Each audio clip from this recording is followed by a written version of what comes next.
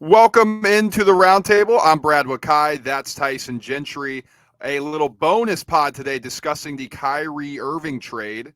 And if you've been living under a rock or just not been following basketball recently, Kyrie Irving demanded a trade from the Brooklyn Nets before the trade deadline coming up here on Thursday. And the Dallas Mavericks bit. And they're like, hey, we want Irving. They were looking for a superstar and traded Spencer Dinwiddie, Dorian Finney-Smith, an unprotected first-round pick in 2029, and 2 second-round picks to get Kyrie Irving and Markieff Morris, who's really irrelevant in that deal. So we're going to be focusing on two things here: the impact for the Mavericks, obviously, but also the impact for the Nets. On the basketball court, Kyrie Irving's incredible. Tyson, what do you think he adds by going to the Mavs? Well, secondary ball handler and maybe the best one in the NBA, but we said that before. It didn't work. But like it's huge. It's getting an all NBA talent into a team that was honestly floundering and looking like they were more in the Dallas Mavericks were more in need of a second star or a second superstar than anybody else in the NBA. And it's a lot of it because of the way they play basketball, but a lot of it is also, hey, Luka, we're trying. Like we're trying. We need you. We know you need help. We swung big on Christian Wood, who's been good, but is obviously not the second guy on a championship team. So you go out and you get a guy that's proven that he can be the second guy on a championship team. You're showing your franchise superstar that you care about him. That we know we just gave you $260 million or whatever the Supermax ends up being, but like we're still trying to surround you with talent. This isn't going to be 2003 to 2010 LeBron James type stuff. Like we're going to go out here and try to get you a superstar. That part's great. It's just this was the guy. Right. Like this is who you want to hitch your wagon to, Kyrie Irving, who he left Cleveland after they won a championship, wanted to distance himself from LeBron James, said, hey, I'm going to stay here in Boston. I want to be here forever. That ended poorly. Locker room problems with the younger guys gone. Okay, I'm going to go team up with my boy, Kevin Durant in Brooklyn. Well, that ended horribly because now he just decided to pack his bags and leave. So now we're over here in Dallas. I think when you look at for the Mavericks, you said it perfectly. Like they desperately needed a number two. Like they needed somebody who's going to help out Luka Doncic with playmaking responsibilities and somebody who can get his own shot because Luka's usage rate is at a historic high so far this season. Like It's they disgusting. use him constantly. And It's I hate disgustingly it. high. I hate it because I have like my nephews are 11 and 7 and they love Luka Doncic.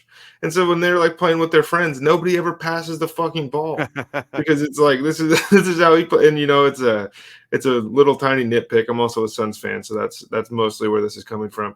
But anyways, continue. I apologize. No, and I think that's the question, right? Like, how long do these other players want to play with the style like that? And I think a lot of people have pointed to that's similarly how Trae Young plays. Like, he dribbles the ball a ton, like dribble, dribble, dribble. Then he'll pass, like he'll get the assists. Luka will get the assists, but the ball's in their hand constantly. He has to be the one that leads to the assists. And Russell Westbrook did a little bit of that when he took over the Thunder and then when he was in Washington. But let's be candid here. Kyrie Irving is an upgrade over Spencer Dinwiddie and Dorian Finney-Smith. Like he adds much more of a ceiling to this Mavericks team going out and getting a Kyrie Irving type player. Absolutely. The issue comes next offseason when he decides he wants to go be a Laker or if he decides he wants to go be a Buddhist monk somewhere up in the mountains. Like this is the guy we're talking about.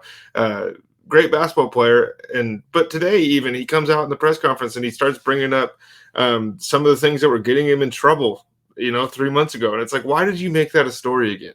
Why is and his main focus is always seemingly since he left Cleveland, like I want to be in charge of my narrative, I want to be able to be in control. It's just some people shouldn't be authors, Kyrie. And I think you're showing us exactly why.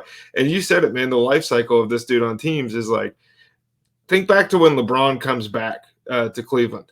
It's you got 2 years out of Kyrie Irving, 2 or 3 years, whatever it was, and then he decided this isn't working for me. I got to go. And he goes to Boston, and it's 2 years, and he decides this isn't working for me. I got to go. And then he goes to Brooklyn, and he goes, it's 2 years. It's not working for me. I got to go. And now he's in Dallas. And to think this is going to be different when every other organization is catered to essentially his every need. Him and Kevin Durant played 71 games together. in their time in Brooklyn. He came out and said a month ago or a week ago or whatever that this year is different in Brooklyn because we don't have anybody with 1 foot out the door as a slight at James Harden, right? Yep. And he's traded 10 days after he says it. Like, shut your mouth, dude. Like, he comes off intelligent in spots. It's just he talks so much that there's a lot more of the what the hell did Kyrie Irving just say than there needs to be. Yeah, I mean, it's maybe like a lack of self-awareness. I mean, we don't know him either personally, so it's like we only see what he's giving us on the outside. So whether that's fair or not, I mean, that's how you're going to be judged when you don't let people in the circle, or when you don't have access to the inner circle as well. So fair or unfair, that's the reality. I think to kind of wrap up the Mavericks before we move on to the Nets, he's expected to make his debut Wednesday. We're recording Tuesday. So expected to make his debut on February 8th for the Dallas Mavericks. Now, there's 3 things to pay attention to here when I'm watching this game. Now, I want to see how this looks offensively because it can be clunky. Like, is there a little bit too much hero ball from Irving? Is it too much isolation with both him and Doncic? Or is it one of those situations where he slides in and is a good off-ball attacker? Luka can still do his playmaking stuff, but then he doesn't need to create everything. Irving can do it in a secondary spurt. And then a second thing I'm paying attention to, the defense. Like, this is a bad defense compared to what they were last year. Now, they played a super slow pace, so that helps their like points per game average. But other teams shoot efficient shots against them and get great looks at the basket. And that's not a good recipe when you bring in a Kyrie Irving who's not a good defender and combine him with Luka and trade away some good perimeter defenders like Dorian Finney-Smith. And then last thing here that I'm paying attention to, which I think is the most important, how does this chemistry look? Is Kyrie Irving willing to play second fiddle to Luka? Because this is Luka's franchise. Luka is a better player right now than Kyrie Irving. He has to go in with the mentality, I'm the number 2. Kyrie Irving hasn't adjusted that lifestyle very well so far. Even when he said he was going to do it in Brooklyn, hasn't done that so far. So that's what I'm paying attention to moving forward for the Mavs. I think the second thing that you brought up is maybe even more important than the chemistry, because I think that these 2 guys are so good at basketball, they're going to figure it out. And if they don't, it'll be fun to watch anyways. But this, to me, didn't put them over the top. And I know the West is wide open, but like, I don't think this made them better than the Nuggets. I don't think this probably made them better than the Clippers in a 7-game series.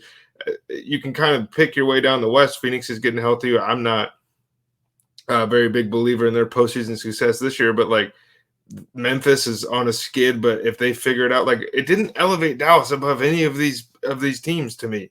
It's like you still have to guard. And if the playoffs have taught us anything in the last 3 years, basically, it's like the games end 88 to 85, 92 to 86. And Dallas is going to give up 130 points to somebody in the first round of the playoffs. So let's switch our focus over to the Nets. Now Kyrie Irving no longer there. They bring back some pieces. Now the big question, the elephant in the room, is what does Kevin Durant do now? Does he demand a trade? Now teams are calling. Like the Suns are very much interested in bringing Kevin Durant into Phoenix. That's a big destination. I don't think he wants to go to Toronto, but they're making calls. They have a bunch of young pieces they could trade back if the Nets decide to go that route.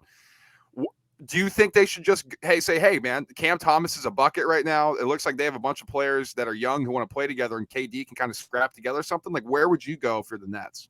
I mean, that's the question, and they're back where they were. Like, this is the situation that they were in when Kevin Durant sits out with an injury. It's like, oh, this looks like the D'Angelo Russell, Karis LeVert team. It's like you did all this work, you gave up all those assets to almost end up back in the exact same spot. So now 2029 is a long time away. That could be the number 1 pick in the draft. We have no idea. So who knows? We're not going to know the final outcome of this trade for a long time. You get back some good pieces, and everybody out there, I was hearing takes that Kevin Durant should just like man up basically and lead this team to a title for his legacy.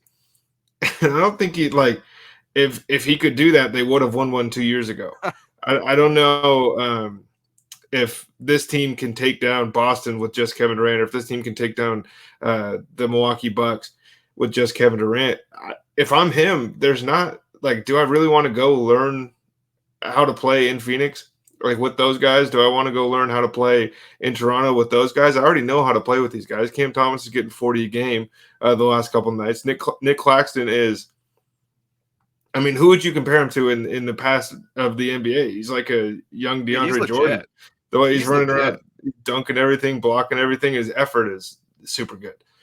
There's pieces in Brooklyn, and like if I'm Kevin Durant, I'm just like, dude, we can talk about this next offseason. It's been a long 6 months for KD.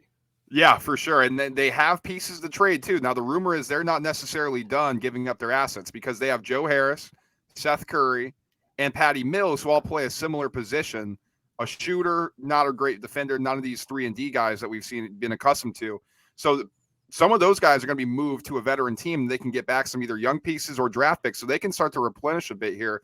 But if you're the Nets and you have Durant, who's eventually going to come back unless he's traded before the Thursday deadline, I think you got to be careful about giving too much up and not getting anything back in return. Because if I'm giving up an asset like that, I want some young pieces back. Like I want somebody who can kind of plug and play and maybe play behind Cam Thomas, spell some minutes, and then Durant comes in and maybe he can kind of piece it together and you make the playoffs. I'm not quite sure if that's a reality, but that's certainly what I would chase. It's tough because it's a generational talent, right? And so you're talking to yourself like it's Kevin Durant. He could lead this team to a championship. It's a 35 or whatever year old version of him that's had injuries in the past with a super young group. It's an impossible situation, dude. But they did it to themselves. They put themselves here. Everybody in the world was like, James Harden doesn't give a shit about basketball anymore.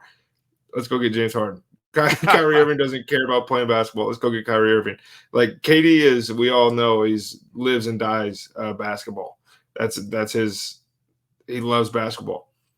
You have to surround him with people that love basketball, and they finally did it. It just was in the most roundabout, weird way I think I've ever seen.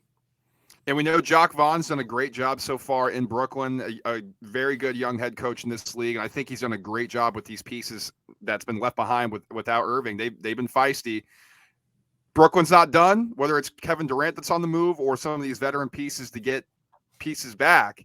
They're certainly not going to be quiet at the deadline. So we'll have to see what they do. But that's our thoughts on the Kyrie Irving trade. Very interesting. We'll see how that fits in Dallas, and we'll see what the Nets do. Make sure to like, subscribe, and share if you are a football fan. We did an early preview on some of the game props and bigger props around the Super Bowl. And upcoming later this week, we're going to dive into the big game itself, give out our official plays, other props, and anything else we like on the board. We'll speak to y'all then. Peace.